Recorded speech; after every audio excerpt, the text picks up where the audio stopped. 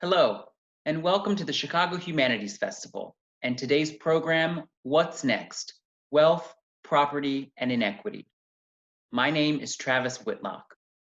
You can learn more about upcoming events at chicagohumanities.org and help support them by donating or becoming a member. You can also learn more about our accessible services at chicagohumanities.org/access. Please help me and welcome Natalie Moore, Rebecca Marchiel, Matthew Fletcher, and William Darity.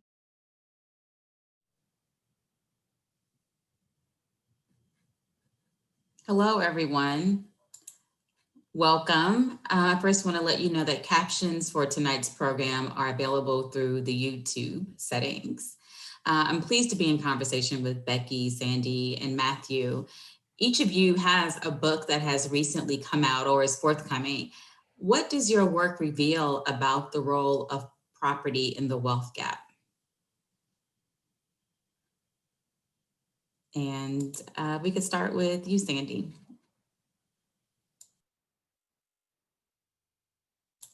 First, need to unmute. Thank you. Thank you. Sorry about that. Yeah, thank you. I'm glad to be here with these colleagues who've written such outstanding works. In the book that Kirsten Mullen and I have written, From Here to Equality, Reparations for Black Americans in the 21st Century, we set as the primary target for a reparations project elimination of the racial wealth differential in the United States, the black-white wealth differential, which amounts to approximately $800,000 in net worth per Black and white household on average. It also is reflected in the fact that Black Americans possess about 2.5% of the nation's wealth, while constituting 13% of the nation's population. And we argue that the origins of this wealth disparity are anchored in the way in which property was allocated by the federal government in the 19th century, around the period of the Civil War, dating up through a further 70 years after the enactment of the Homestead Act of 1862. So in the aftermath of the Civil War, the formerly enslaved were promised restitution in the form of 40-acre land grants. That restitution was never provided. And so as a consequence, the newly emancipated emerge into American society without any stake of resources to start with other than what they were able to produce for themselves. In contrast, large numbers of white Americans were given 160-acre land grants in the western part of the United States to facilitate the nation's effort to engage in colonial settlement of the territories that had been appropriated from the native population. That 160-acre land grant process resulted in a situation where today, Trina Shanks, a social scientist at the University of Michigan, estimates that there are 45 million living white Americans, at least, who are beneficiaries of the allocation of property to their ancestors. And so at the point in which Black Americans received nothing, a process was undertaken in which substantial land grants were made to large numbers of white Americans. And that, we think, is the foundation for the racial wealth disparity that we observe today. There's a lot that happened in between that's not a very pleasant story, but we think that that's the unfortunate beginning. And Matthew, what does that property gap look like in Native communities? Well, we have to start at the very beginning, right? So all of the land in the United States, or what constitutes the United States at one point, belonged to Indigenous peoples and Indian nations. And so what we have now is a group of tribes, 574 federally acknowledged tribes right now, that possess a fair amount of property altogether, but they don't really possess it. It's under the control, the superintendency of the federal government. Much of that land actually is owned by the federal government, although the tribes tend to have the ability to govern that land and to exploit it as they see fit. But some tribes, a small number of tribes, we'll call them the landed tribes, possess the vast majority of that land. And hundreds upon hundreds of tribes out of the 573 or four, I would say close to 400, maybe more than 400 of those tribes possess very small land bases over which they have very little control. The tribes that do possess large resources are consistently or constantly under pressure to open up those lands to outsiders for exploitation purposes.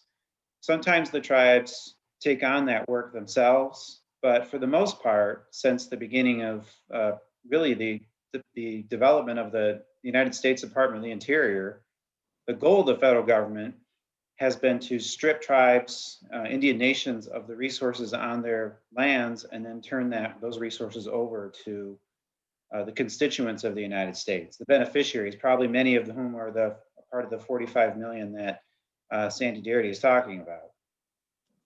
The tribes that don't possess lands, including my own tribe here in Michigan, we sold our interests in lands for about 1/3 of the entire state of what is now Michigan, the land base of the state of Michigan, for about 12.5 cents an acre. We really were not compensated for that in a monetary way.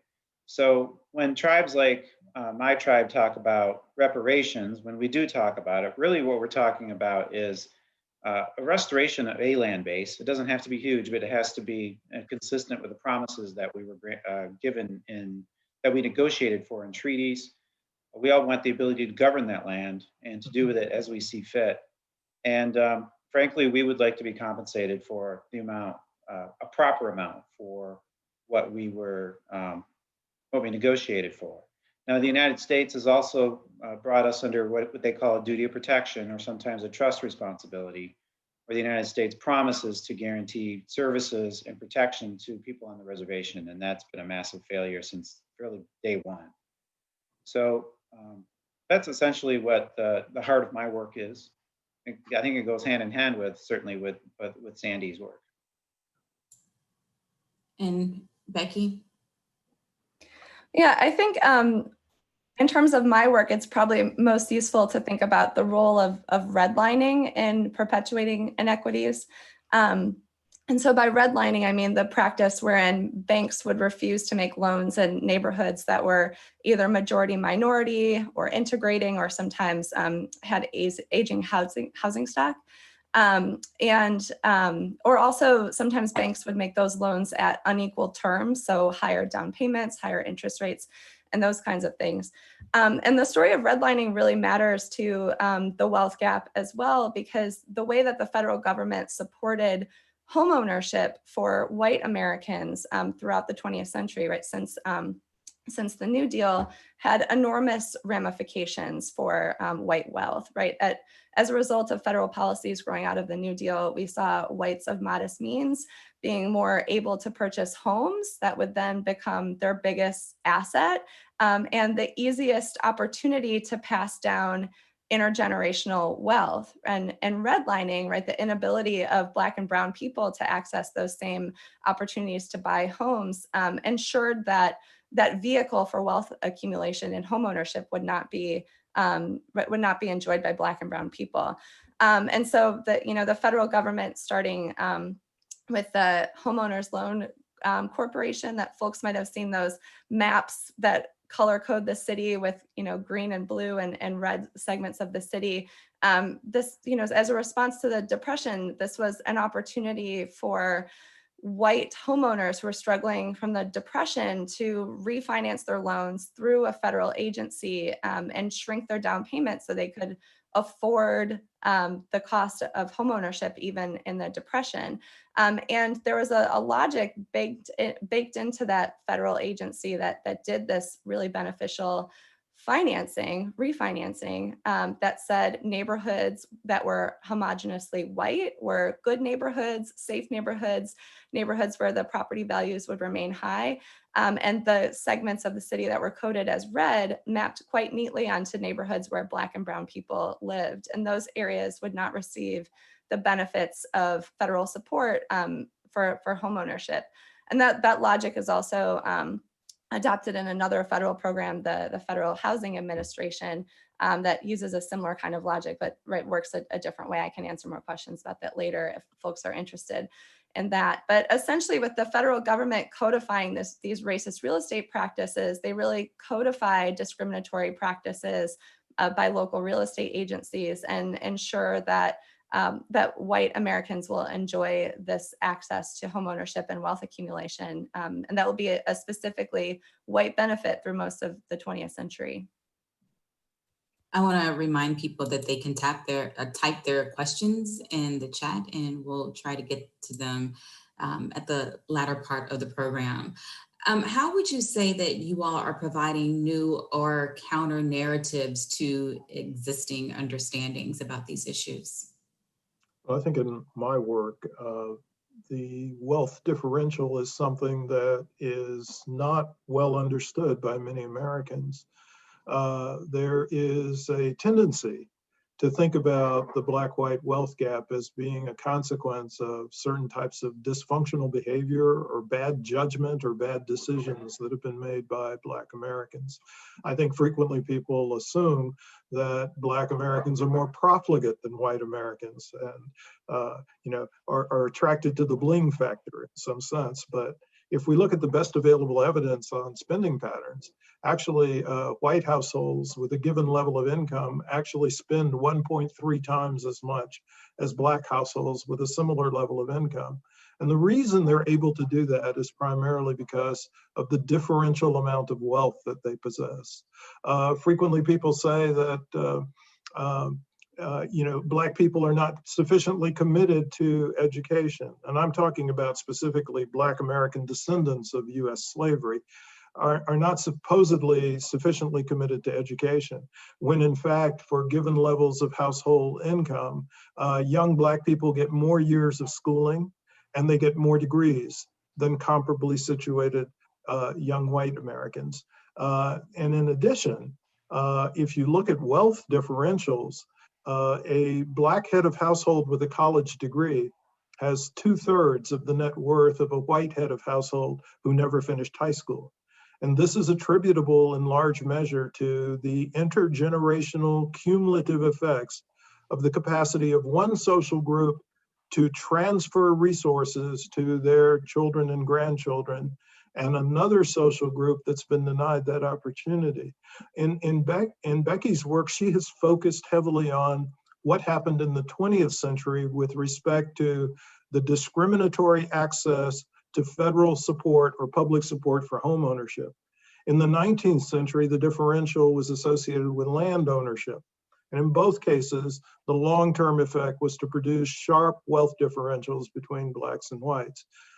So we come up with a different narrative.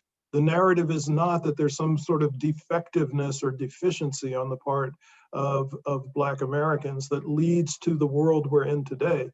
The answer as to why we're in the world we're in today is because of the way in which American public policy has proceeded to the benefit of white Americans and to the disadvantage of Black Americans.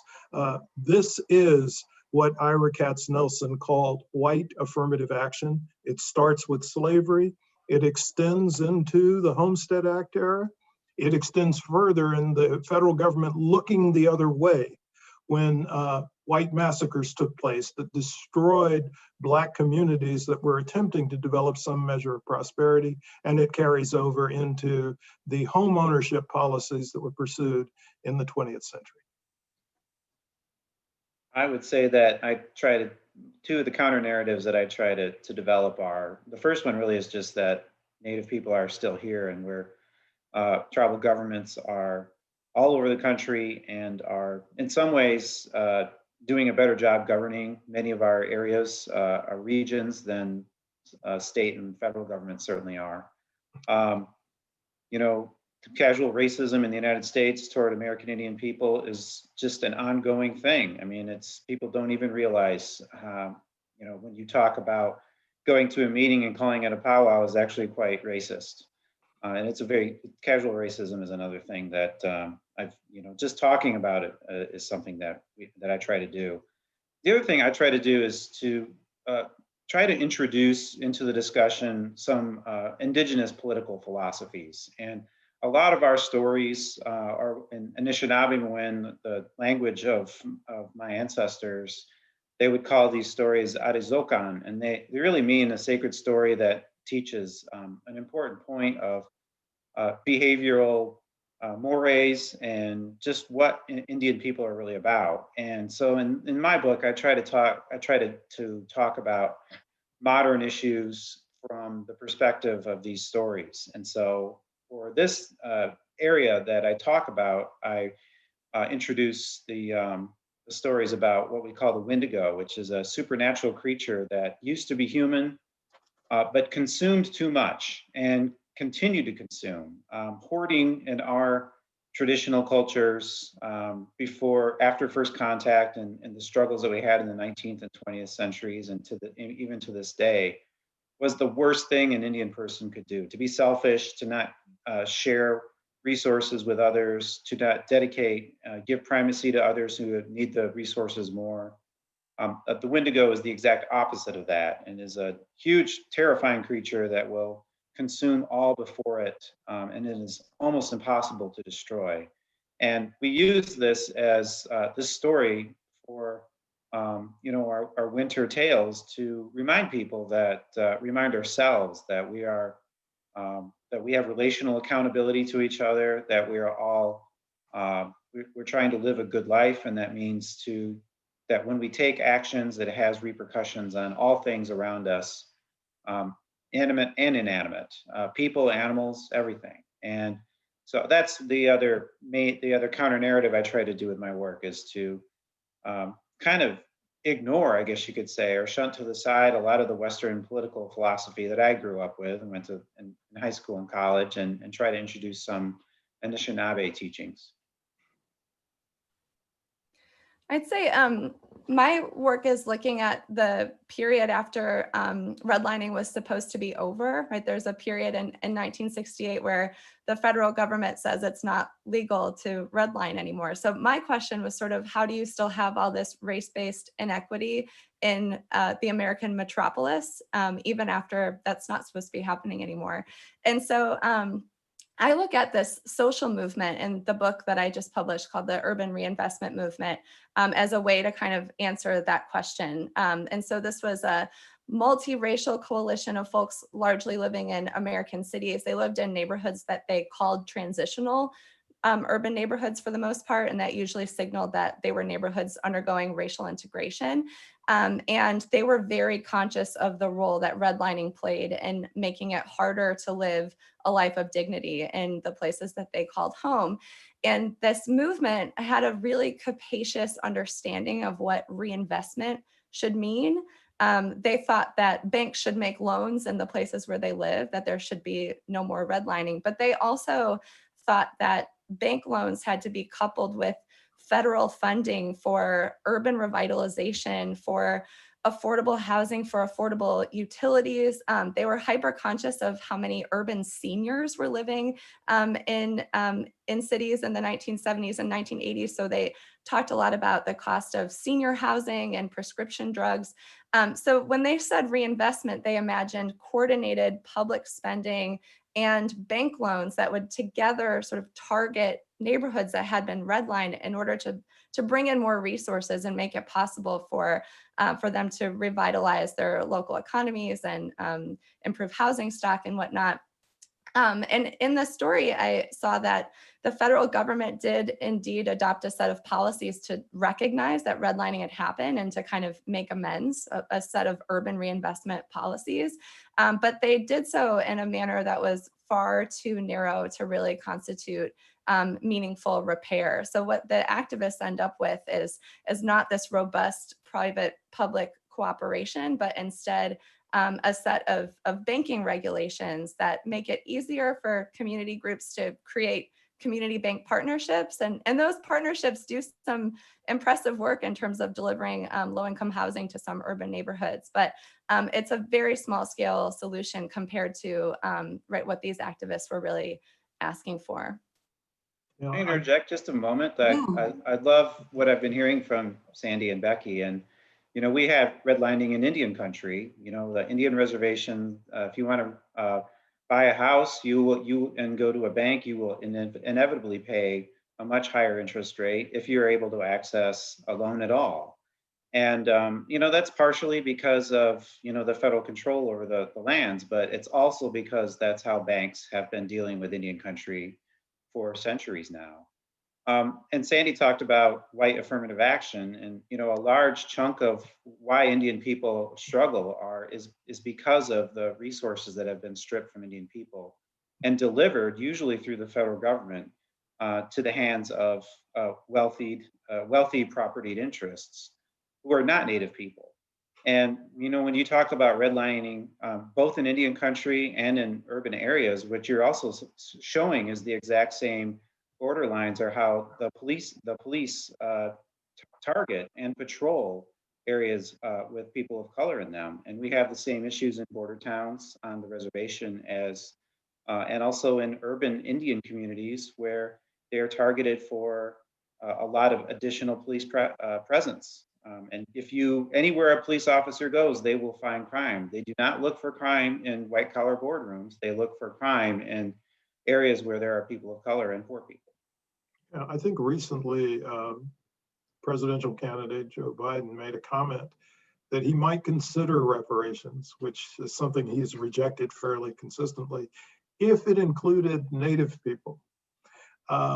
And I think that's a veiled form of racism also, because the case for reparations that's associated with Black American descendants of US slavery, and the case for reparations that is based upon the claims that Indigenous people can make in the United States, and I hope, Matthew, you'll agree with me on this, are different principles. In the case of Black American descendants of US slavery, the objective is to have the material foundation for full citizenship. But my impression is that with respect to Indigenous people in the United States, the objective is to have the material basis for full sovereignty. These are not the same objectives, and there is something really, really wrong with trying to collapse these two types of claims for reparations onto one another. They need to be separate. I think that Black people need to support the Native American effort, and I hope the Native American people will support the Black American effort, but they are not exactly the same reparations claims. I couldn't say it any better. You're absolutely right. So let's get into the nitty gritty of what reparations looks like. What are the visions? What are the separate visions? Matthew, you have written that it can't be a one size fits all. Sandy, you have a number, you have a criteria. So let's talk numbers, but also talk about what how this will reverse harm and what this would mean to communities, what the vision is. Well, should I start again? So there are three dimensions of a reparations plan that we outline in our book, From Here to Equality, in the 13th chapter. So it's the last chapter of the book. So, I hope people won't just skip to the last chapter, but I know there's a motivation to do that because there's so little work that's been done on how you might actually execute a reparations plan. But there are three features that I would like to highlight. The first is who is eligible for African American reparations? And we propose that it's individuals who can demonstrate two things. The first is they would have to meet what we refer to as a lineage standard. They would have to show that they have at least one ancestor who was enslaved in the United States. The second condition that they would have to meet is what we refer to as an identity standard, which is an individual would have to show that for at least 12 years, this is the equivalent of 2 senatorial terms in Congress, for at least 12 years, they would have had, before the enactment of a reparations plan or the enactment of a study commission for reparations, whichever comes first, they would have to have self-identified or self-classified as Black, Negro, or African American. So that's the first thing that needs to be established is the eligibility criteria, where people frequently say, well, you're not going to be able to decide who's eligible. Well, we certainly think you can, and we think that those two standards are very effective ways of identifying who should receive African American reparations. So the second feature of the reparations project is the amount that should be allocated. And as I said, we view the target for a reparations program as the elimination of the racial wealth differential by building Black assets to a sufficiently high level that there's no difference between Black and white wealth on average. And this would require a sum in the vicinity of $10 to $12 trillion. So that's the amount, at least $10 to $12 trillion, okay? The third dimension of the program is how would the funds be allocated or distributed? And from our perspective, the funds should be distributed to individual eligible recipients as direct payments.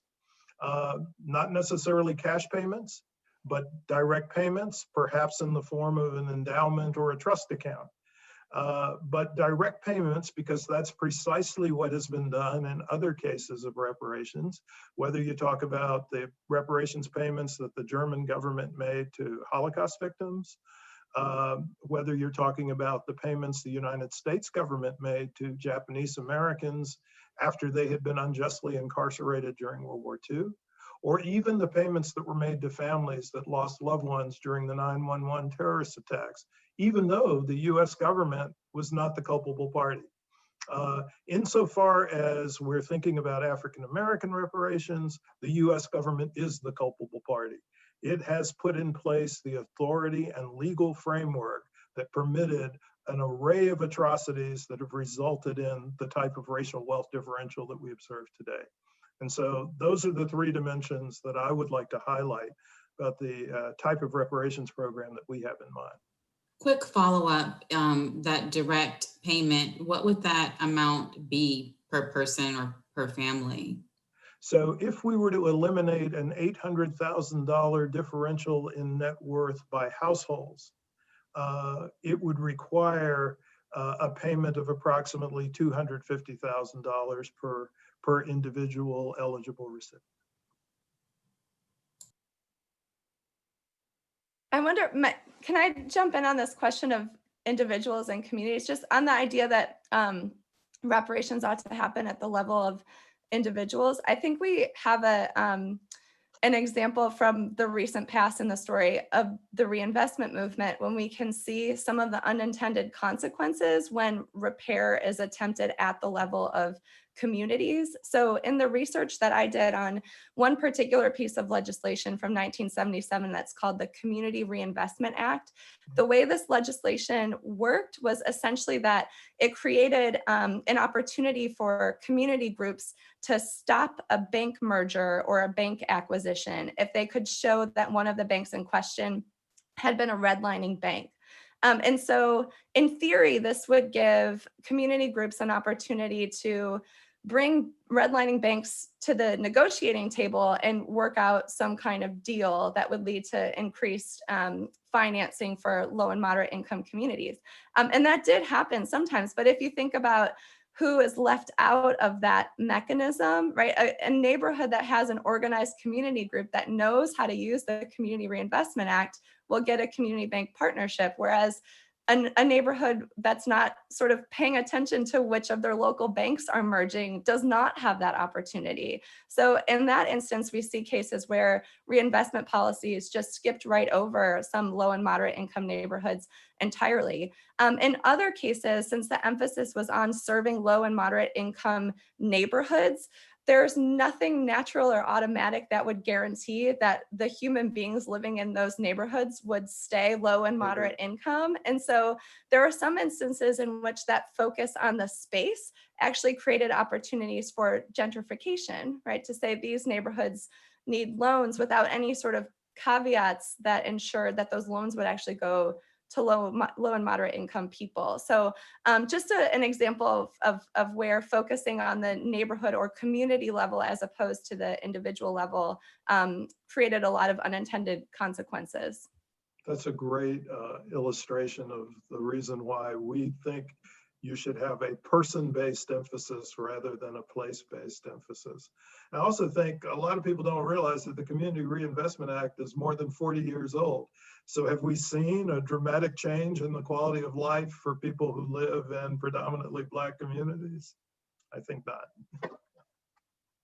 So with Indian tribes, we've really focused on more of a tribal or Indian nation focus, really. So we've used our status as domestic sovereigns primarily to go to court and assert rights through the federal and state, primarily federal, but federal and state court proceedings, really only in the past half century or so.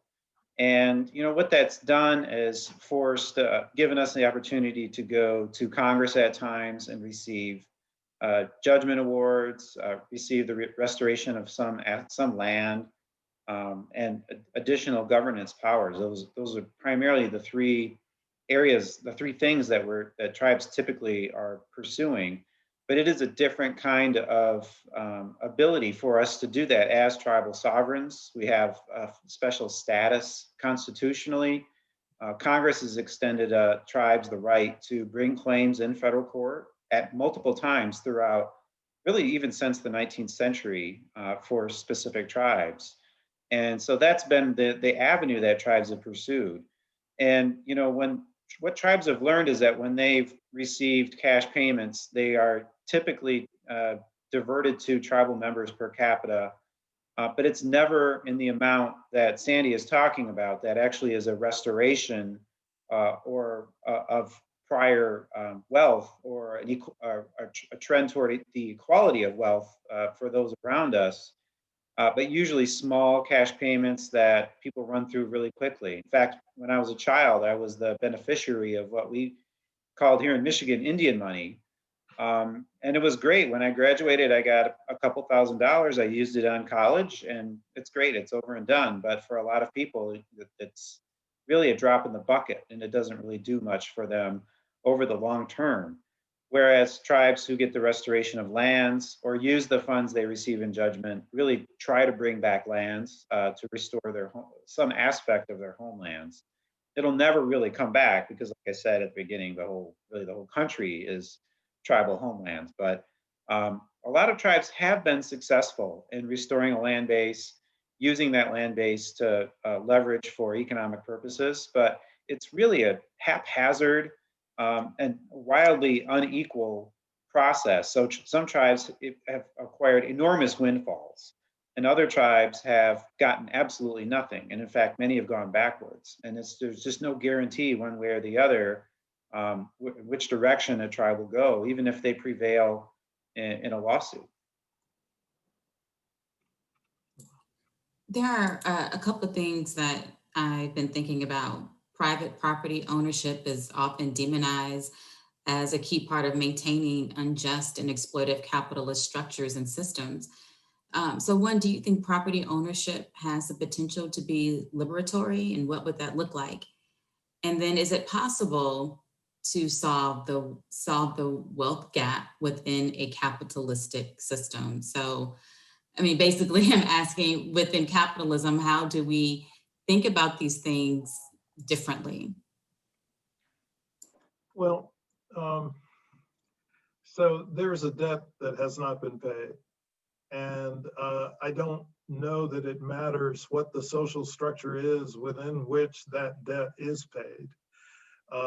It's always critical that people be protected from seizure of their property or appropriation of their property.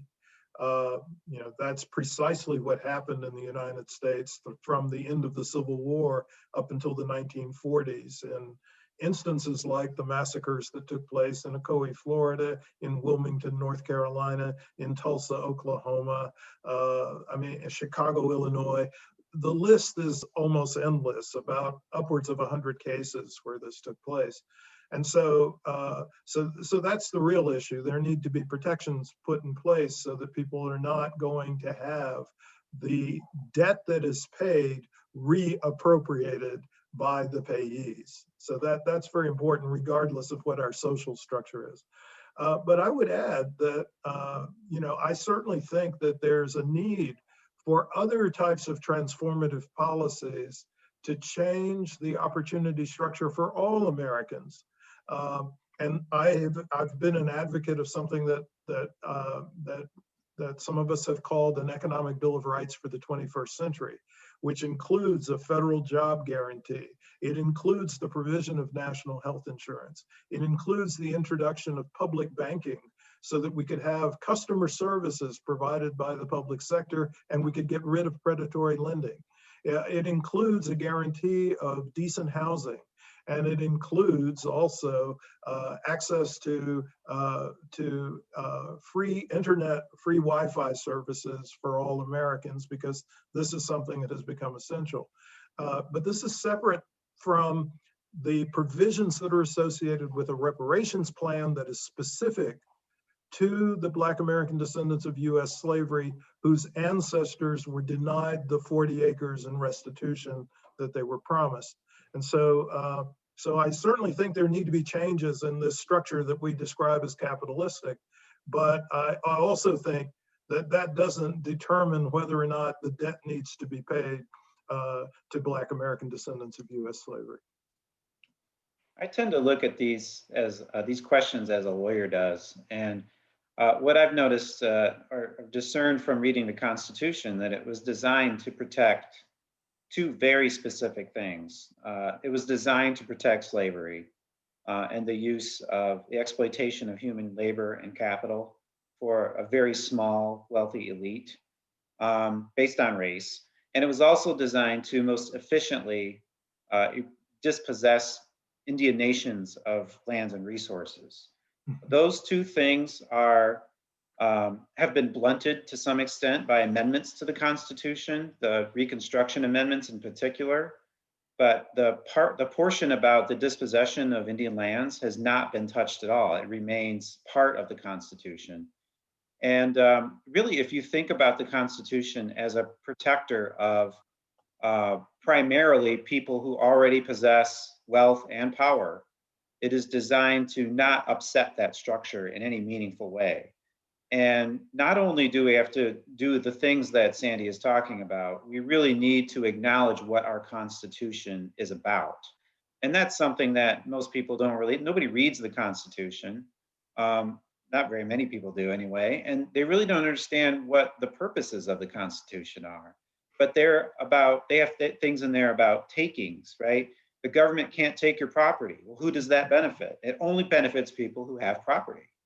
They can't, the due process and equal protection are defined by the court system. And I guarantee you, I know this, I'm a lawyer, I'm telling you this, almost all the judges come from privileged backgrounds. That's how you become a judge. That's how you become a lawyer. They define what due process means. They define what equal protection means. I know I'm starting to sound a little bit like a conspiracy theorist, but please look at the backgrounds of the people on the Supreme Court of the United States. And outside of Justice Sotomayor and even Justice Thomas, these are not people, underprivileged people.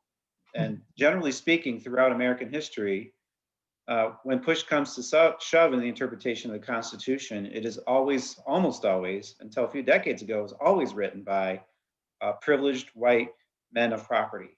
And it's starting to shift ever so slightly, but those are the people are the ones in the dissent all the time. And Yeah, so there was a comment. now, but no, go ahead. I'm sorry. Yeah, there was a comment I wanted to make about private property, which I think is kind of inspired by the observations you're making. We could think of the kinds of policy changes that are associated with increasing tribal sovereignty and increasing the material conditions for Black citizenship as moving us in the direction of further democratizing private property in a way that it has not been democratized in the past.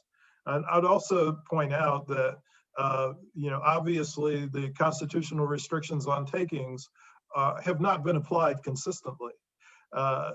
So, and then a last observation is, it may be the only point at which I'm going to disagree slightly with you, Matthew, but at the point at which the Civil War takes place, it is not a question of a very small handful of white Southerners who were slaveholders.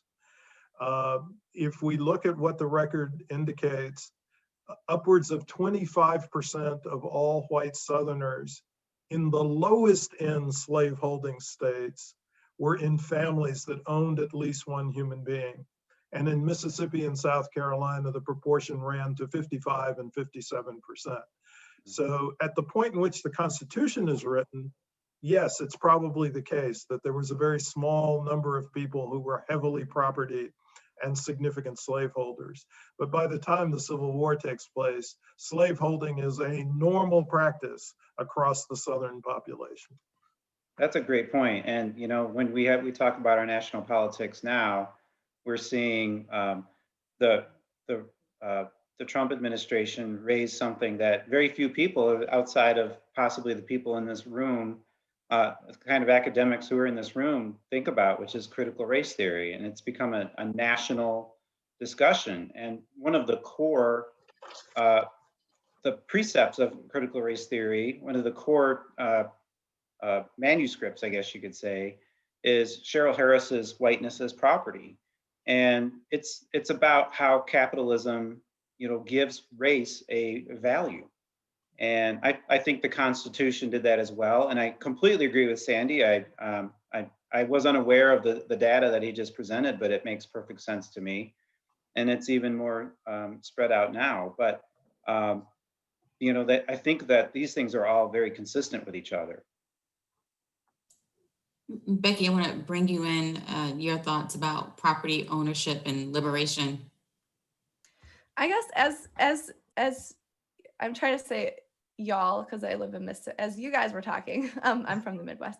As you guys were talking, what was coming to mind for me was just that one of the biggest sort of limitations to liberation is our sort of contemporary ideas about what the federal government can and cannot do under what contemporary Americans think capitalism is. And so just hearing Sandy talking about, a jobs guarantee and a more sort of robust role for the federal government to be an allocator of resources and thinking about resources more broadly than just, tax and spend fiscal policy.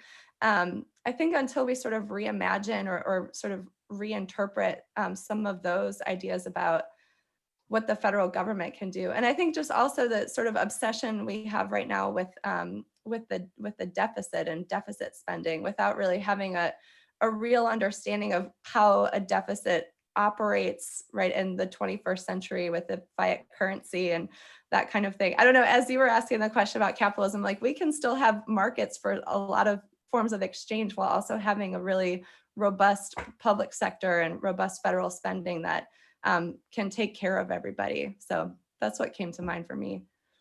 I appreciated what Sandy said about, quantifying what, the equalization of wealth around the country and has a number. And yes, it's in the trillions, but out of the blue this year, the Congress found trillions of dollars to distribute basically to, well, first, wealthy privileged elites, and then some of that is going to trickle down to the rest of us, people who are really in need.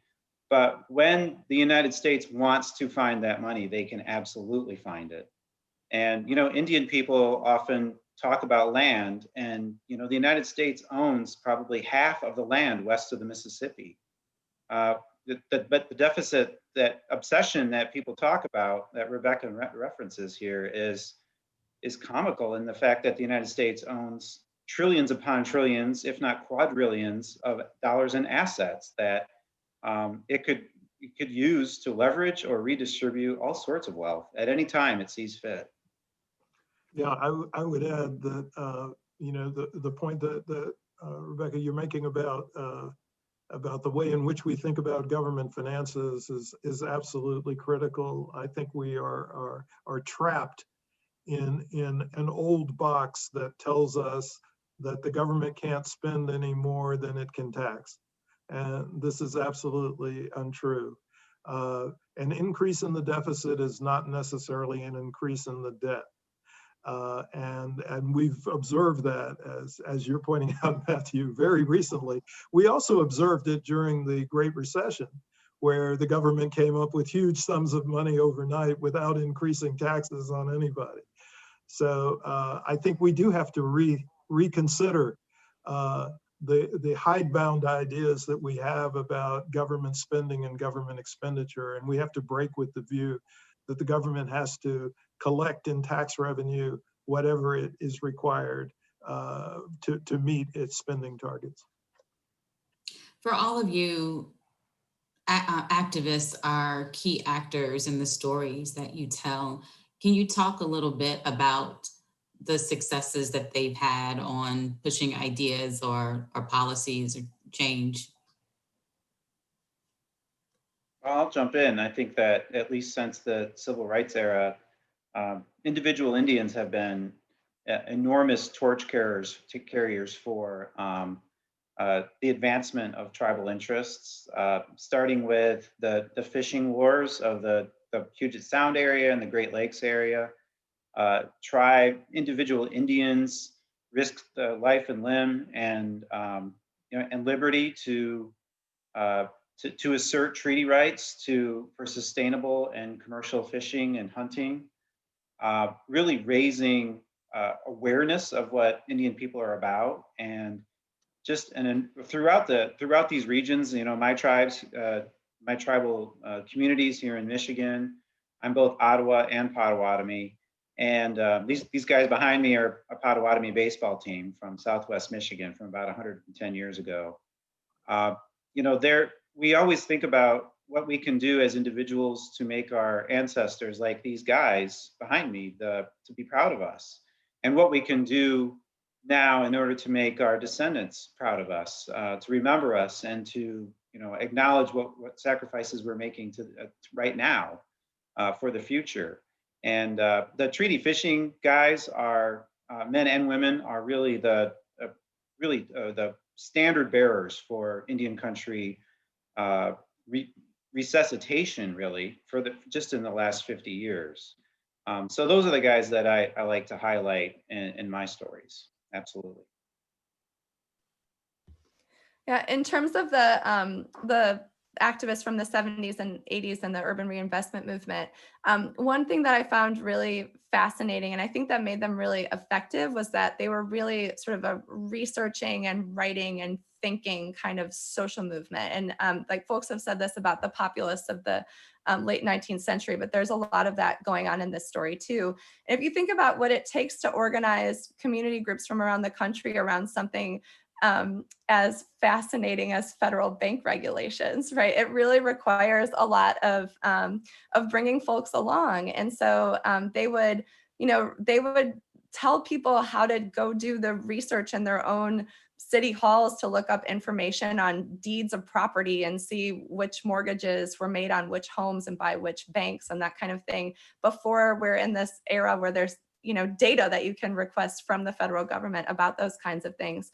And things like going to do research on the Federal Reserve to figure out what a discount window was and how a discount window could help urban neighborhoods, and disseminating that information to community groups around the country. So not every person who wanted to be involved had to similarly, go sit in the library to read about the Federal Reserve. So just thinking about the connection that they made between education and activism, I found to be sort of really inspiring, and I think something that made them able to accomplish what they did in such a short amount of time. I find it very exciting that there's an increase in the number of activists who do precisely what Rebecca talked about. They engage in research to inform the types of policies that they're going to shape.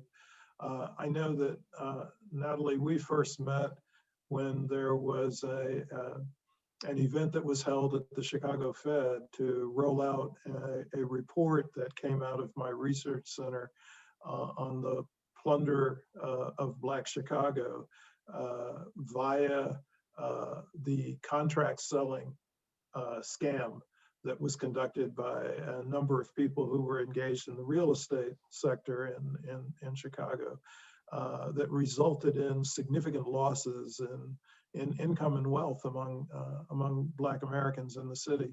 And I think we came up with an estimate ultimately of about $4 billion. Most recently, I've attempted to do some estimation of the cost of the Elaine, Arkansas massacre from the standpoint of income loss. And Trevon Logan and I finally arrived at an estimate of about $10 million in one small Arkansas town that involved the incarceration, the unjust incarceration of 100 Black Americans who were trying to form a farmers union. So I think that this is a really important dimension of activism because it can translate into very specific policies that can be of benefit to the communities in question.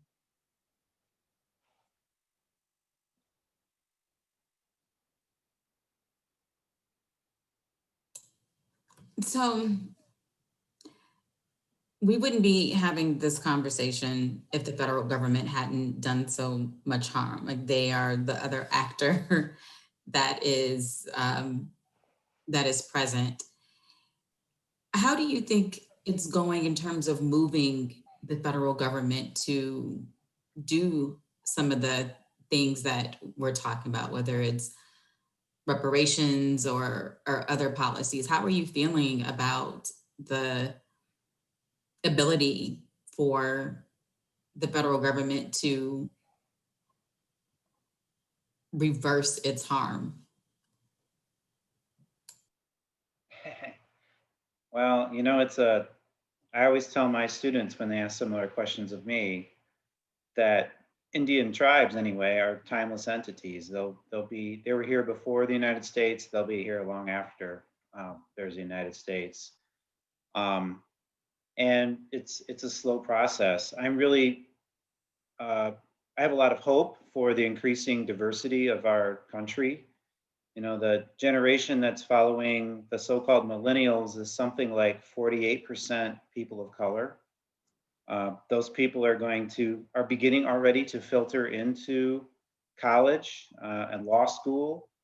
The law school, when I went to law school at the University of Michigan, starting in 1994, was between 15 and 20% diverse. And that number has almost doubled. And in most of the elite law schools, the diversity of the percentage of people of color in law schools is between 35 and 50%. And that's not just California, that's around the country. And that's a little thing, but those are the people that will be eventually running for office and get elected. And I do think it matters. Just in the last few years, tribes, and this surprises me especially, have prevailed in 11 of the last 13 cases in the Supreme Court. And if to win 11 in the last 7 or 8 years, and probably 11 in the 30 years previous to that overall, is a huge turnaround. And we really have the presence of people like Sonia Sotomayor to thank for that. Just her one person, she's only one vote, I think has dramatically shifted the way the court thinks about Indian law. We're not going to win all the cases, especially now with RBG being replaced by somebody else, but we're at least being respected more on the court than we ever have been in the history of the United States. And I think that can trickle through the rest of the federal government as well. The only way we're going to get anything is by voting and by representation.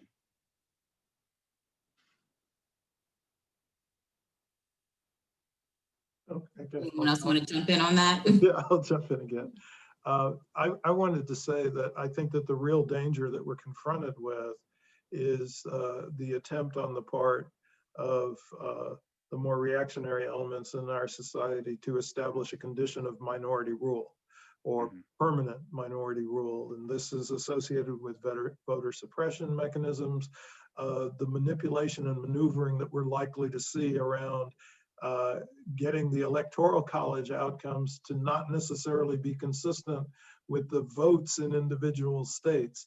So there's a lot of danger points that are associated with the move towards minority rule that's being executed that would preclude us having the kind of electoral majority that the country is moving toward. And I think that electoral majority is one that is very much in motion. In the year 2000, when two University of Chicago professors, Ravana Popoff and Michael Dawson, did a survey of American attitudes towards reparations, 4% of white Americans said that they endorsed reparations. By a year and a half ago, a similar type of survey indicated that it was 15% of white Americans. But the most recent survey that I'm aware of, which was taken or completed in June 2020 by a polling organization known as Civics, suggests that actually it's closer to 39% of white Americans who now endorse reparations for Black Americans. So even if that's off by 9 full percentage points, it represents a very dramatic change in 1.5 years. I'm not sure if this is permanent, and I'm not sure to what extent this is primarily a consequence of the COVID-19 crisis and the final recognition that anti-Black police violence is something that's very normal in American society. And people are finally saying, you know, it's something that needs to stop. So I'm not sure what the full causes are, but if that direction of change is one that's sustainable, then we will move closer to a situation in which reparations will become a reality. But we have to avoid having a situation in which we have minority rule in America. I want to have a quick follow-up question to that. In Chicago, there's been reparations for survivors of police torture under John Burge. There's Georgetown. I didn't read the whole story, but apparently Governor Gavin Newsom in California mentioned something about reparations today, some sort of path. So are these piecemeal instances of reparations, are they helpful to the larger movement of reparations, or do you think that it is unhelpful? So I think it depends upon how they are characterized and how they're labeled. I think it's unfortunate in many cases where actions that are being taken at the state or local level are given the name reparations, when in fact what they are really doing is they're correcting a set of policies that have been practiced in the past that should have been inclusive of folks who are Black or brown, but have excluded them as a consequence of the discriminatory application of those policies. And that kind of reversal or change is not reparations, because it's not compensation for the damages. And I certainly don't want to be critical of any compensation that's given to folks who were subjected to police torture in Chicago. But I do have reservations about states and municipalities in general referring to what they are doing as reparations. And there are two fundamental reasons why. The first is that the federal government is the ultimate culpable party. And so it bears responsibility for the primary load on compensation. But in addition, if you were to combine the budgets of all state and municipal governments in the United States, budgets that they use for all purposes, amounts to about $3.1 trillion. So there's absolutely no way that individually or collectively they can meet the national bill for reparations. And so we have to turn to the federal government again. So yes, I do have reservations about piecemeal or local reparations. I think they generally should not be called that.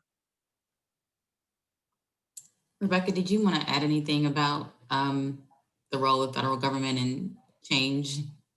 I guess just as a historian, I always feel crummy about trying to predict the future, but I will say one of the things that I will be mindful about is the extent to which we might see federal programs or federal responses that are roads only partially taken, right? So not efforts that go as far as they need to go. And also instances where we might see the language of reparations or sort of echoing activist or movement language without actually being mindful of what the activists or the folks pushing for progress are requesting. So I'm always sort of looking for that too, where we might see opportunities for co-opting language without actually delivering the results requested. So we're coming to near the end of our time, but I'm gonna throw out one audience question for you all to get to, and this is from Gordon Helwig.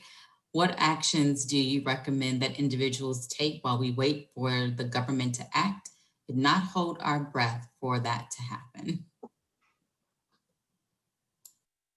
Well, I'll tell you what I always, I have a pat response to that. You know, everybody in the country that owns land in particular or occupies space in this country should know where that land came from.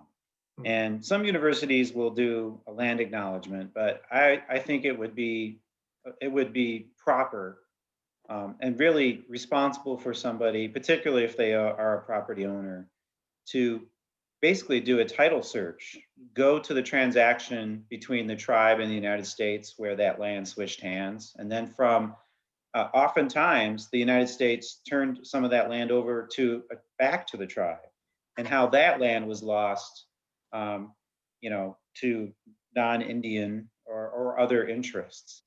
And just to be aware of how that happened and the stories that go along with that really, I think, is consciousness shifting. Yeah, I think that's really wise. I would think in parallel fashion, you know, for people who say, well, my family never owned slaves, or we weren't here during slavery, or we made it by our own efforts and didn't get any assistance from the government. I think if people would interrogate their personal family histories, they might discover a very different story. I think people underestimate the number of families, particularly in the South, that were slaveholders. I think people ignore the fact that their family might have benefited from the 160-acre land grants under the Homestead Acts. I think most people don't pay attention to the fact that there was discriminatory application of the GI Bill, so that the major mechanism for upward mobility in the 20th century in the United States was something that benefited whites but did not benefit blacks. So I think your point about people really interrogating the history of the institutions that they work for and the families that they have lived in is something that would really be vital for changing the direction that people take in this society. I think also just looking into what mutual aid efforts are going on in your own networks and your own communities, or starting one if there's not something you can sort of tap into, but just thinking about needs in communities and how we can sort of support each other while we wait for the federal government to do the right thing. People-to-people transfers like that can build community and help people out a lot faster than a lot of philanthropy can too. And the federal government's not going to do the right thing unless there's a movement to make the federal government do the right thing. And so that's what we all should be part of, is the effort to produce the kinds of transformative changes that are needed. Great. Well, this was a wonderful conversation. Thank you, Matthew. Thank you, Becky. Thank you, Sandy. And thanks for all of you who are tuning in this evening. Have a good night. Thanks. Thank Good you night, very much. everybody.